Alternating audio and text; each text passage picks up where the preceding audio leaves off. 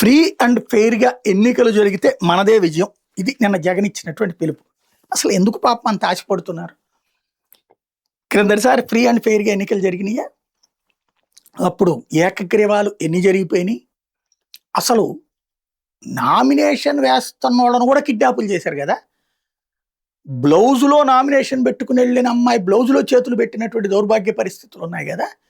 అప్పుడు ఆ రాక్షసకాండని నిలువరించి ఉంటే, మనం ప్రజాస్వామ్యబద్ధంగా పోటీ చేద్దాం అని చెప్పి ఉంటే ఇవాళ ఈ పాయింట్ రాదు. అప్పుడు ఏకగ్రీవాలు చేసుకొచ్చారు. బలవంతపు ఏకగ్రీవాలు జరిగినాయి. అసలు కొన్నైతే 40 ఏదో ఒక 50, 45 నుంచి 50 దాకా కార్పొరేటర్ సీట్ల ఏకగ్రీవాలు అసలు ఆంధ్రప్రదేశ్ చరిత్రలో ఎప్పుడన్నా ఉన్నాయా? అంత దారుణంగా జరిగినాయి. ఇప్పుడు వీళ్ళు ఇంకా ఏకగ్రీవాల మాట ఎత్తలేదు. ఇంకా వీళ్ళు పోటీ అంటున్నారు. కొంతమేర ఆ విధమైన మంచి లక్షణమే ఉంది. వీళ్ళు కూడా గనక అదే పద్ధతి పాటిస్తే ఖచ్చితంగా ప్రజాస్వామ్యాన్ని గురించి కామెడీ చేస్తున్నారని అనిపిస్తుంది. ఆంధ్రజ్యోతి రాధాకృష్ణ గారు రాసుకొచ్చింది అయితే కొత్తగా అప్పట్లో ఏకగ్రీవాలు చేశారు.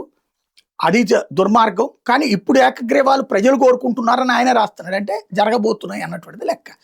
కాబట్టి ఏకగ్రీవాలు జరగకుండా చూడండి.